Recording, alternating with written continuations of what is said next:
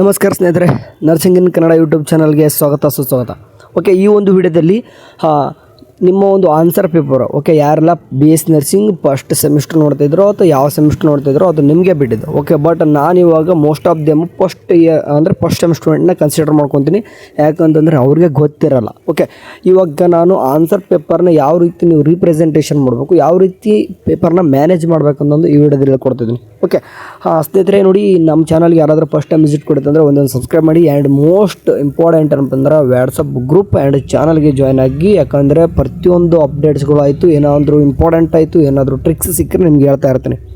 Okay, ಈಗ direct ವಿಷಯಕ್ಕೆ ಬರೋದಂತಂದರೆ ಇವಾಗ ನೋಡಿ, ಇಲ್ಲಿ ನಿಮ್ಗೆ ಒಂದು ಆನ್ಸರ್ ಬುಕ್ಲೆಟ್ ಬರ್ತದೆ. ಓಕೆ, ನಿಮಗೆ PVC ಅಥವಾ SLC ಬರ್ದಂಗೆ ನಿಮಗೆ ಎಕ್ಸ್ಟ್ರಾ ಏನಪ್ಪ ಸಿಗ್ತೈತೆ ಅಂತಂದರೆ ನಿಮ್ಗೆ ಬೇಕಾದರೆ ಪೇಪರ್ಸ್ನ ತೊಗೊಬರ್ತಿತ್ತು.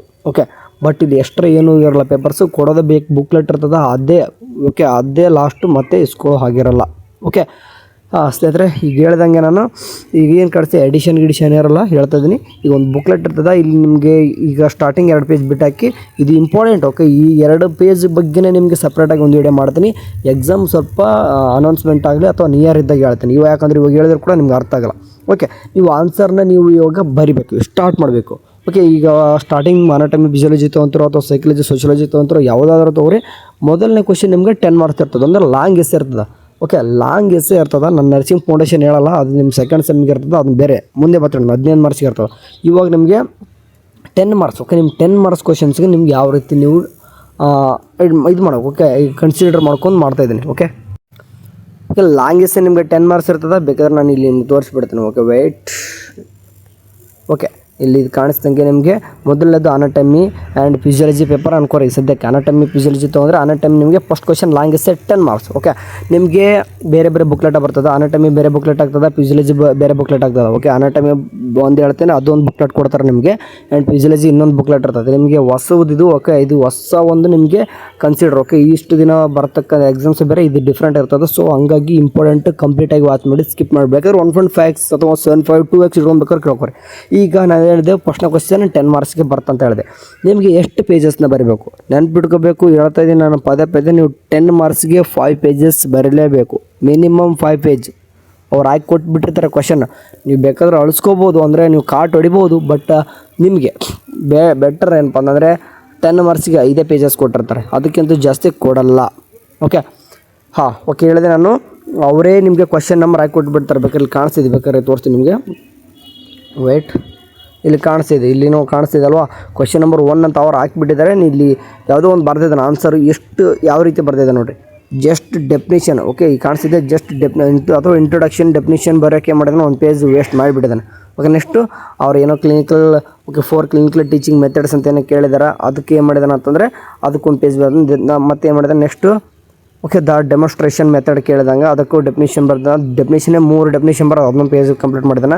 ಆ್ಯಂಡ್ ನೆಕ್ಸ್ಟ್ ಕೂಡ ಸ್ವಲ್ಪ ಏನೋ ಬರ್ದಿದ್ದಾನೆ. ಓಕೆ, ಕಾಂಪೊನೆಂಟ್ಸ್ ಬರ್ದು. ಆ್ಯಂಡ್ ನೆಕ್ಸ್ಟ್ ಕೊನೆಗೂ ಇನ್ನೂ ಒಂದು ಪೇಜು ಏನೋ ಬರ್ದಿದ್ದಾನೆ, ಒಟ್ಟು ಕಾಂಪೊನೆಂಟ್ಸ್ ಅನ್ಸುತ್ತೆ, ಅವು ಕೂಡ ಬರೆದ್ಬಿಟ್ಟು ತುಂಬಿಸಿದ್ದಾನೆ. ನೆಕ್ಸ್ಟ್ ಏನು ಮಾಡಿದೆ ನೋಡಿರಿ, 2 ಕ್ವಶನ್ ನಂಬರ್ 2 ಸ್ಟಾರ್ಟ್ ಆಗಿದೆ. ಪೇಜ್ ನಂಬರ್ 6ಗೆ ಕ್ವಶನ್ ನಂಬರ್ 2 ಸ್ಟಾರ್ಟ್ ಆಗಿದೆ.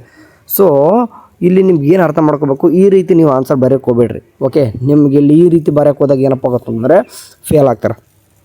ನಾನು ನಿಮ್ಗೆ ಎಕ್ಸಾಂಪಲ್ ತೋರಿಸ್ಬೇಕಾದೊಂದು ಪರ್ಫೆಕ್ಟ್ ಆಗಿರೋದು ಮಾಡಲ್ ಪೇಪರ್ ಸಿಗುತ್ತೆ ನಿಮಗೆ, ಮುಂದೆ ಹೇಳ್ತೀನಿ. ಇವಾಗ ನಿಮಗೆ ಈ ರೀತಿ ಬರೆದಾಗ ಏನಪ್ಪ ಆಗುತ್ತಂದರೆ ನಿಮಗೆ ಜಾಸ್ತಿ ಆನ್ಸರ್ನ ಯುಟಿಲೈಸ್ ಮಾಡ್ಕೋರಿ. ಓಕೆ, ಬೆಟರ್ ಏನಪ್ಪ ಅಂತಂದರೆ ಇಲ್ಲಿ ಹಾಕೋ ಬದಲು ನೀವು ಫಸ್ಟ್ ಲೈನ್ ಹಾಕೋರಿ. ಆ್ಯಂಡ್ ಇಲ್ಲಿ ಸೆಕೆಂಡ್ ಲೈನ್ ಇಂಟ್ರೊಡಕ್ಷನ್ ಅಂತ ಬರೀರಿ. ನೀವು ಯಾವುದೇ ಒಂದು ಕ್ವಶನ್ ಕೇಳಲಿ, ಡೈರೆಕ್ಟ್ ಅವರು ನಿಮಗೆ ಏನು ಮಾಡ್ತಾರೆ ಅಂತಂದರೆ ಕ್ವಶನ್ ಕೊಟ್ಬಿಟ್ಟು ಅದರಲ್ಲಿ ಏನು ಮಾಡ್ತಾರೆ ಅಂತಂದರೆ ABC ಕೇಳ್ತಾರೆ. ಓಕೆ, ABC ಇರ್ತದೆ. ಸೊ ಹಂಗಾಗಿ ನೀವು ಬರೆಯುವಾಗ ಇಲ್ಲಿ ಯಾವುದೇ ಒಂದು ಕ್ವಶನ್ ಸ್ಟಾರ್ಟ್ ಮಾಡಿ. ಹೇಳ್ತಾ ಇದ್ದೀನಿ ನಾನು ನಿಮಗೆ, ಯಾವುದಾದ್ರೂ ಈಗ ಹಾರ್ಟ್ ಅನಾಟಮಿ ಅಂತ ಇದೆ ಅಂತ ಅನ್ಕೋರಿ, ಡೈರೆಕ್ಟಾಗಿ ಇಲ್ಲಿ ಮೇಲೆ. ಓಕೆ, ಹಾರ್ಟ್ ಅನಾಟಮಿ ಬೇರೆ ಬರೀ, ಇಲ್ಲಿ ಇಂಟ್ರೊಡಕ್ಷನ್ ತಾಗ್ರಿ. ಸ್ಟಾರ್ಟಿಂಗ್ ಒಂದು ಸ್ವಲ್ಪ ಪೇಜಸ್ ಒಂದು 5ರಿಂದ 6 ಲೈನು ಅಥವಾ 6 ಲೈನ್ ಅನ್ಕೋರಿ, ಒಂದು ಸ್ವಲ್ಪ ಇಂಟ್ರೊಡಕ್ಷನ್ ಬರೀರಿ. ಯಾವುದೇ ಒಂದು ಕ್ವಶನ್ ಸ್ಟಾರ್ಟ್ ಮಾಡೋಕ್ಕಂತ ಮುಂಚೆ ಲಾಂಗ್ ಎಸ್ಸಕ್ಕೆ ಇಂಟ್ರೊಡಕ್ಷನ್ ಬರೀಲೇಬೇಕು ನೀವು. ಓಕೆ, ಇದು ಇಂಪಾರ್ಟೆಂಟ್ ನಿಮಗೆ. ಓಕೆ, ಇಂಟ್ರೊಡಕ್ಷನ್ ಆಯಿತಾ. ಇಂಟ್ರೊಡಕ್ಷನ್ ಆದ ತಕ್ಷಣ ಡೆಫಿನೇಷನ್ 2 ಬರೀರಿ. ಬೆಟರ್ 2 ಬರೋಕ್ಕೆ ಟ್ರೈ ಮಾಡಿರಿ. ಓಕೆ, ನಿಮಗೆ ಗೊತ್ತಿದ್ದರೆ ಬರೀರಿ. ಬೆಟರ್ 2 ಡೆಫಿನಿಷನ್ ಸಿಕ್ಕರೆ ಚಲೋ, ಅಥವಾ ಅಟ್ಲೀಸ್ಟ್ ಒಂದಾದರೆ ಬರಲೇಬೇಕು. ಓಕೆ, ಅದಾದ ತಕ್ಷಣ ಬರ್ತಾರೆ. ಇದು ಬರೆದಾದ ತಕ್ಷಣ ಇನ್ನೂ ಕೆಳಗಡೆ ಒಂದು 3-4 ಲೈನ್ ಉಳಿದಿದ್ದು ಅಂತಂದರೆ ಈ ರೀತಿ ಖಾಲಿ ಮಾತ್ರ ಬಿಡಬೇಡಿ. ಅದನ್ನು ಒಂದು ಸ್ವಲ್ಪ ಏನಾದರೂ ಅದ್ರ ಬಗ್ಗೆ ರಿಲೇಟೆಡ್ ಆಗಿರುವಂಥ 1-2 ಲೈನ್ ಬರೆದು ಆ ಪೇಜಸ್ನ ತುಂಬಿಸ್ಬೇಕು. ಫಸ್ಟ್ ಪೇಜಸ್ ಒಳಗೆ ಏನು ಇರಬೇಕು, ಜಸ್ಟ್ ಇಂಟ್ರೊಡಕ್ಷನ್ ಆ್ಯಂಡ್ ಡೆಫಿನಿಷನ್, ಅದ್ರ ತಕ್ಕನಂಗೆ 1-2 ಲೈನ್ ಇದಿಷ್ಟು ಒಂದು ಪೇಜ್ ಒಳಗೆ ನಿಮಗೆ ಕವರ್ ಆದರೆ ಬೆಟರ್.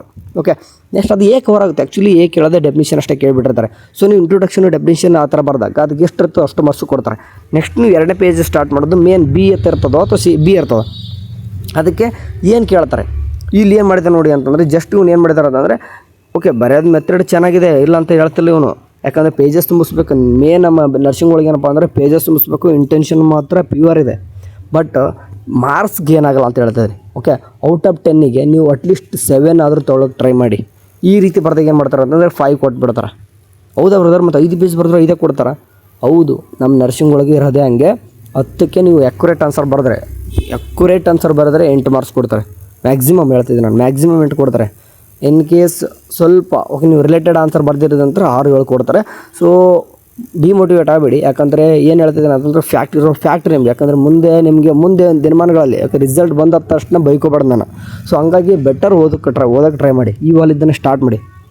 ಸೊ ಇಲ್ಲಿ ಈಗ 4 ಕ್ಲಿನಿಕಲ್ ಟೀಚಿಂಗ್ ಮೆಥಡ್ಸ್ ಅಂತ ಹೇಳಿದಾರೆ ಅಂತಂದರೆ ಅವನು ಈ ಡೈರೆಕ್ಟ್ ಇಷ್ಟು ಇಲ್ಲಿ ಬರೆಯೋ ಬದಲು ಇಲ್ಲಿ ಕಾಣಿಸ್ತಿದ್ದಲ್ವಾ, ಈ ಡೈರೆಕ್ಟ್ ಈ ರೀತಿ ಬರೆಯೋದು ಬರಲು ಒಂದೊಂದಕ್ಕೂ ಹೆಡ್ಲೈನ್ ಹಾಕ್ಬೋದಿತ್ತು ಅವನು. ಈ ಒಂದೊಂದಕ್ಕೂ ಹೆಡ್ಲೈನ್ ಹಾಕಿಬಿಡ್ಬೋದು. ಯಾವ ರೀತಿಯಪ್ಪ ಅಂದರೆ ತೋರಿಸ್ತೀನಿ ನಿಮಗೆ. ಇಲ್ಲಿ ಬರೆದಿದ್ದಾನಲ್ವ, ಓಕೆ ಇಲ್ಲಿದಾವಲ್ಲ ಈ ರೀತಿ ಬರೆದ್ಬಿಟ್ಟು ಒಂದೊಂದು ಈ ರೀತಿ ಎಕ್ಸ್ಪ್ಲೇನ್ ಮಾಡ್ಬೋದಿತ್ತು. ಬಟ್ ಇನ್ನೇನು ಮಾಡಿದಾನೆ ಅಂತಂದರೆ ಡೈರೆಕ್ಟ್ ಹಂಗೆ ಒಂದು 2 ಲೈನ್ ಅದ್ರ ಬಗ್ಗೆ ಬರೆದ್ಬಿಟ್ಟಿದ್ದಾನೆ. ಸೊ ಎನಿವೇ ನಾನು ಹೇಳಿದಾಗ ಏನೇನೆಲ್ಲ ಕಾಂಪೊನೆಂಟ್ಸ್ ಇರಬೇಕು ಲ್ಯಾಂಗ್ವೇಜ್ ಒಳಗೆ ಒಂದು ಇಂಟ್ರೊಡಕ್ಷನ್ ಡೆಫಿನೇಷನ್ ಸ್ಟಾರ್ಟಿಂಗ್ ಇತ್ತು. ನೆಕ್ಸ್ಟ್ ಬರುವಂಥದ್ದು ಮೇನ್ ಆನ್ಸರ್ ಅಂತ, ಇದೆಲ್ಲ ಬಾಡಿ ಅಂತ ಕರಿತೀವಿ ಇದನ್ನ ಆನ್ಸರ್. ಸೊ ಅದ್ರ ಮಾತ್ರ ರಿಲೇಟೆಡಾಗಿ ಎಲ್ಲ ಒಂದು ಕರೆಕ್ಟ್ ಆನ್ಸರ್ನ ಬರೀರಿ. ನೆಕ್ಸ್ಟ್ ಕೊನೆಗೆ ಈಗ ಎಲ್ಲಿ 2, 3, 4 ಪೇಜು ಆ್ಯಂಡ್ 5ನೇ ಪೇಜು ಕೂಡ ಸ್ವಲ್ಪ ಬರೀಬೇಕಾಗ್ತದೆ. 5ನೇ ಪೇಜ್ ಯಾವಾಗ ನೀವು ಬರ್ತೀರೋ ಅವಾಗ ಕೊನೆಗೆ ಇಷ್ಟು ಇಲ್ಲಿ ಕಾಣಿಸ್ತಿದೆ, ಇಷ್ಟು ಅಟ್ಲೀಸ್ಟ್ ಈ ಒಂದು 5-6 ಲೈನು ಅಲ್ಲೂ ಕೂಡ ಕನ್ಕ್ಲೂಷನ್ ಅಂತ ಬರಲೇಬೇಕಾಗ್ತದೆ. ನಾನು ಹೇಳ್ದಂಗೆ ನಿಮಗೆ ಫಾರ್ ಎಕ್ಸಾಂಪಲ್ ಈಗ ಹಾರ್ಟ್ ಅನಾಟಮಿ ತೊಗೊಂಡಿದ್ದೀರ ಅಂತ ಅನ್ಕೋರಿ. ಇಂಟ್ರೊಡಕ್ಷನ್ ಬರೆದಿರಾ ಆ್ಯಂಡ್ ಹಾರ್ಟ್ ಬಗ್ಗೆ ಸ್ವಲ್ಪ ಡೆಫಿನಿಷನ್ ಬರೀತೀರಾ ಆ್ಯಂಡ್ ಸ್ವಲ್ಪ ಅದ್ರ ರಿಲೇಟೆಡಾಗಿ ಸ್ವಲ್ಪ ಏನ ಬರೀತಾರೆ. ಆದ ತಕ್ಷಣ ಅಲ್ಲಿ ಏನು ಬರೀತಾರೆ ನಿಮಗೆ ಗ್ರಾಸ್ ಅನಾಟಮಿ ಅಂತ ಕರಿತೀವಿ. ಅಥವಾ ಬ್ಲಡ್ ಸರ್ಕ್ಯುಲೇಷನ್ ಕೇಳಿಲ್ಲ ಅದನ್ನು ಕೂಡ ಬರಿಬೋದು ನೀವು. ಅನಾಟಮಿ ಒಳಗೆ ಫಿಸಿಯಾಲಜಿ ಬರಿಬಾರ್ದು ಅಂತ ಏನಿಲ್ಲ. ಓಕೆ, ಫಂಕ್ಷನ್ಸ್ ಆಫ್ ಪಾರ್ಟ್ ಬರಿಬೋದು ನೀವು. ಫಂಕ್ಷನ್ಸ್ ಬರಿಬಾರ್ದು ಅಂತ ಏನಿಲ್ಲ. ಒಂದು 4 ಲೈನ್ ಬರೀತಂದ್ರೆ ನಮಗೆ ಪೇಜಸ್ ತುಂಬಿಸುತ್ತೆ. ಓಕೆ, ನೀವು ಫಿಸಿಯಾಲಜಿ ಒಳಗೆ ಅನಾಟಮಿ ಬರೀಬೇಕಂತ ಏನಿಲ್ಲ, ಬರೀರಿ. ಒಂದು ಸ್ವಲ್ಪ ಲೈನ್ ತುಂಬಿಸುತ್ತೆ. ಅದನ್ನು ಕೂಡ ನಿಮಗೆ ಮಾರ್ಕ್ಸ್ ಗೇನ್ ಮಾಡೋಕೆ ಇಂಪಾರ್ಟೆಂಟು ಕೂಡ ಆಗ್ತದೆ. ಓಕೆ, ಆ್ಯಂಡ್ ಅದಾದ ತಕ್ಷಣ ನಿಮಗೆ ಗೊತ್ತಿರುವಾಗೆ ಆ್ಯಸ್ ಯೂಶ್ವಲ್ ಈಗ ಅಂದರೆ ಆರ್ಗನ್ಸ್ಗಳು ಅಂದರೆ ಅಕ್ಕಪಕ್ಕ ಇರುವಂಥದ್ದು, ಹಿಂದೆ ಮುಂದೆ ಇರುವಂಥದ್ದು ಅಂದರೆ ಆಂಟ್ರಿಯರು, ಪೋಸ್ಟ್ರಿಯರು, ಲ್ಯಾಟ್ರಲ್ ಅಂತ ಏನು ಕರಿತೀರ ಅವನ್ನೆಲ್ಲ ಕೂಡ ಬರೀತೀರಾ. ಆ್ಯಂಡ್ ಒಂದೊಂದ್ರ ಬಗ್ಗೆ ಕೂಡ ಸಪ್ರೇಟ್ ಎಕ್ಸ್ಪ್ಲೇನ್ ಮಾಡ್ತಾ ಹೋಗ್ತೀರಾ. ಆ್ಯಂಡ್ ಅದಾದ ತಕ್ಷಣ ಇಲ್ಲಿ ಹಾರ್ಟ್ರಿ ಸಪ್ಲೈ ಏನಿದೆ, ವೇನ್ ಸಪ್ಲೈ ಯಾವ ಇದ್ದಾವೆ, ಓಕೆ ಎಲ್ಲನೂ ಕೂಡ ಬರೀತಾರೆ. ಆರ್ಟ್ರಿ ನರ್ವ್ ಸಪ್ಲೈ ಯಾವುದಂತ ಎಲ್ಲನೂ ಕೂಡ ಬರೀತಾರೆ. ಓಕೆ, ಎಲ್ಲನೂ ಕೂಡ ಆನ್ಸರ್ ಬರೀತೀರ. ಅದಾದ ತಕ್ಷಣ ಕೊನೆಗೆ ಕನ್ಕ್ಲೂಷನ್ ಮಾತ್ರ ಬಿಟ್ಬಿಡ್ತೀರ. ನಿಮಗೆ ಒಂದು ಕಂಪ್ಲೀಟ್ ಆನ್ಸರ್ ಅಂತ ಅನಿಸೋದಿಲ್ಲ ಅದು. ಓಕೆ, ನಾನು ನಿಮಗೆ ಅದಕ್ಕೆ ಹೇಳ್ತೀನಿ, ಎಲ್ಲರೂ ಕೂಡ ಪ್ರತಿಯೊಂದು ಬ್ಯಾಚು ಕೂಡ ಹೇಳ್ತೀನಿ 10 ಮಾರ್ಕ್ಸ್ ಬರುವಾಗ ಇದು ಇಂಟ್ರೊಡಕ್ಷನ್ ಕನ್ಕ್ಲೂಷನ್ ಭಾಳ ಇಂಪಾರ್ಟೆಂಟ್ ಆಗ್ತದೆ. ಓಕೆ, 5 ಮಾರ್ಕ್ಸ್ಗೆ ಬರಿಬೋದಾ ಬರ್ತಾರೆ ಅಂತ ಕೇಳ್ಬೋದು. ಖಂಡಿತವಾಗಿ ಕೂಡ 5 ಮಾರ್ಕ್ಸ್ಗೂ ಕೂಡ ಇಂಟ್ರೊಡಕ್ಷನ್ ಬರಿಬೋದು. ಇನ್ ಕೇಸ್ ಲಾಸ್ಟ್ ಜಾಗ ಇದ್ದರೆ ಕನ್ಕ್ಲೂಷನ್ ಬರೀ, ಇಲ್ಕಂದ್ರೆ ಬೇಡ. ಓಕೆ, ಬಟ್ ಇಂಟ್ರೊಡಕ್ಷನ್ ಹಾಕೋದು ನಿಮಗೆ ಭಾಳ ಇಂಪಾರ್ಟೆಂಟ್ ಆಗ್ತದೆ. ಓಕೆ, ಬಟ್ ಹೇಳಿದಿನಂತಂದ್ರೆ ಒಂದೊಂದು ಪೇಜ್ ಅದನ್ನೇ ಬರ್ಕೊಂಡು ಕೊಡಬೇಡ್ರಿ. ಒಂದು 4ರಿಂದ 5 ಲೈನ್ ಬರೀತಪ್ಪ ಅಂತಂದರೆ ಒಂದು ಆನ್ಸರ್ ನೋಡೋಕೆ ಒಂದು ಪರ್ಫೆಕ್ಟ್ ಥರ ಅನಿಸುತ್ತೆ. ಆ್ಯಂಡ್ ಬೆಸ್ಟ್ ಏನಪ್ಪ ಅಂತಂದರೆ ಮ್ಯಾನೇಜ್ ಮಾಡ್ಬೇಕು. ಈಗ ಆನ್ಸರ್ ಪೇಪರ್ನ ಈಗ 5 ಪೇಜ್ ಬರೆಯೋಕೆ ಹೇಳಿದೆ ನಿಮಗೆ ಬರ್ತಾರೆ. ಮತ್ತು ಎಷ್ಟು ಸ್ಪೀಡ್ ಬರೀಬೇಕಪ್ಪ. ಈಗ ಅನಾಟಮಿಗೆ 1.5 ಗಂಟೆ ಇರ್ತದೆ, ಫಿಸಿಯಾಲಜಿಗೆ 1.5 ಗಂಟೆ ಇರ್ತದೆ. ಓಕೆ, ಅಂದರೆ 1.5 ಅವರ್ ಇರ್ತದೆ. ಇವಾಗ ನಾನು ನಿಮಗೆ ಮಾಡಲ್ ಪೇಪರ್ ತೆಗಿತೀನಿ. ಓಕೆ, ಇಲ್ಲಿ ಕಾಣಿಸ್ತಿದೆ. ಓಕೆ, ಲಾಂಗ್ ಎಸ್ಸಿಗೆ ಎಷ್ಟು ಟೈಮ್ ಕೊಡ್ಬೋದಪ್ಪ ನೀವು? ಒಂದು 20 to 25 ಮಿನಿಟ್ಸ್ ಕೊಟ್ಟರೆ ಸಾಕು. ಅದಕ್ಕೆ 5 ಪೇಜ್ಗೆ 20 to 25 ಮಿನಿಟ್ಸ್ ಸಾಕು, ಎನಫ್. ಆ್ಯಂಡ್ ನೆಕ್ಸ್ಟ್ 5 ಮಾರ್ಕ್ಸು 3 ಇದಾವೆ. ಓಕೆ, 5 ಮಾರ್ಕ್ಸು 3 ಇದಾವೆ. ಓಕೆ, ಅದಕ್ಕೆ ಎಷ್ಟು ಕೊಡ್ಬೋದು? ಒಂದೊಂದಕ್ಕೆ ಎಷ್ಟು ಕೊಡ್ಬೋದು ನೀವು? ಅದಕ್ಕೆ ಟೈಮ್ ಸ್ವಲ್ಪ ಕಡಿಮೆ ಮಾಡೋಕ್ಕೆ ಟ್ರೈ ಮಾಡಿರಿ. ಯಾಕಂತಂದರೆ ಈಗ 5 ಅಂದರೆ 3 ಪೇಜಸ್ ಬರೀಬೇಕು. ಇದಕ್ಕೆ 5 ಪೇಜಸ್ ಬರೀತಾರೆ, ಬಟ್ ಇದಕ್ಕೆ 3 ಪೇಜ್ ಆದರೂ ಬರೀಬೇಕು. ಸೊ ಹಂಗೆ 1 ಪೇಜ್ಗೆ 5 ನಿಮಿಷ ಅನ್ಕೊಂಡ್ರು ಕೂಡ ಇದು 3ಕ್ಕೂ ಕೂಡ 45 ನಿಮಿಷ ಆಗ್ತದೆ. ಓಕೆ, 45 ಪ್ಲಸ್ ಇದು 25 ಅನ್ಕೊರಿ. ಓಕೆ, ಎಷ್ಟೈತಿ ಈಗ ಅಲ್ಲಿಗೆ 45 ಪ್ಲಸ್ 25 ಅಂದರೆ 55 ಆ್ಯಂಡ್ 1 and 10 ಮಿನಿಟ್ಸ್ ಆಯಿತು. ಇನ್ನೂ ಕೂಡ 20 ಮಿನಿಟ್ಸ್ ಇದೆ ನಿಮಗೆ. ಓಕೆ, ಇನ್ನೊಂದು ಕ್ಯಾಲ್ಕುಲೇಟ್ ಮಾಡ್ತೀನಿ. ಓಕೆ, ಇಲ್ಲಿ ಕಾಣಿಸ್ತಿದೆ ನೋಡಿರಿ 45 ನಿಮಿಷ ಅದಕ್ಕೆ 5 ಮಾರ್ಕ್ಸಿಗೆ ಆ್ಯಂಡ್ 10. ಓಕೆ, ಇಲ್ಲಿ ಕಾಣಿಸ್ತಿದೆ ನೋಡಿರಿ 25 ನಿಮಿಷಕ್ಕೆ 10 ಮಾರ್ಕ್ಸಿಗೆ. ಅಂದರೆ ಇಲ್ಲಿ ಎಷ್ಟಾಯಿತು? 70 ನಿಮಿಷ ಆಗ್ತದೆ. ಓಕೆ, ಆಗ್ತಿದೆ ಅಲ್ವಾ? ಸೊ ಇವಾಗ ಏನು ಮಾಡಬೇಕು ಅಂದರೆ 1 ಗಂಟೆ ಮೇಲೆ 10 ನಿಮಿಷ ಆಗಿದೆ ನಿಮಗೆ. ಆವಾಗ ಶಾರ್ಟ್ ಆನ್ಸರ್, ಇನ್ನೂ 20 ನಿಮಿಷ ಟೈಮ್ ಇದೆ. ಓಕೆ, ಇನ್ನೂ 20 ನಿಮಿಷ ಟೈಮ್ ಇದೆ. ಆವಾಗ 5 ಮಾರ್ಕ್ಸ್ಗೆ ಏನು ಭಾಳ ಟೈಮ್ ಕೊಡೋದು ಬೇಕಾಗಿಲ್ಲ ನೀವು. ಏನಕ್ಕೆ ಹೇಳ್ತೀನಿ ಅಂದರೆ ಒಂದು ಪೇಜ್ ಬರಿಬೇಕು ಇದಕ್ಕೆ ಜಾಸ್ತಿ ಟೈಮ್ ವೇಸ್ಟ್ ಮಾಡೋಕೆ ಹೋಗ್ಬಿಡ್ರಿ. ಪೇಜಸ್ಗಳು ನಿಮ್ಮ ಮೂರು ಸಿಗ್ಬೋದು ನಿಮಗೆ, ಬಟ್ ನೀವು ಶಾರ್ಟ್ ಆನ್ಸರಿಗೆ ಮಾತ್ರ ಒಂದೇ ಪೇಜ್ ಬರಿಬೇಕು ಅವಾಗ. ಸೊ ನಿಮ್ಗೆ ಏನು ಹೇಳ್ತೀನಿ ಅಂತಂದ್ರೆ ಇವಾಗ ಇದಕ್ಕೆ ಒಂದೊಂದಕ್ಕೆ 5 ನಿಮಿಷ ಕೊಟ್ಟರು ಕೂಡ ಓಕೆ ಕಾಣಿಸ್ತಿದ್ರು, ಒಂದೊಂದಕ್ಕೆ 5 ಕೊಟ್ಟರು ಕೂಡ 15 ನಿಮಿಷ ಆಯಿತು. ಇನ್ನೂ ರಿಮೈನಿಂಗ್ 5 ನಿಮಿಷ ಉಳಿತದ. ಓಕೆ, ಇದು ಟೈಮ್ ಮ್ಯಾನೇಜ್ಮೆಂಟ್ ಮಾಡೋಕೆ ಹೇಳ್ತಿದ್ದೀನಿ.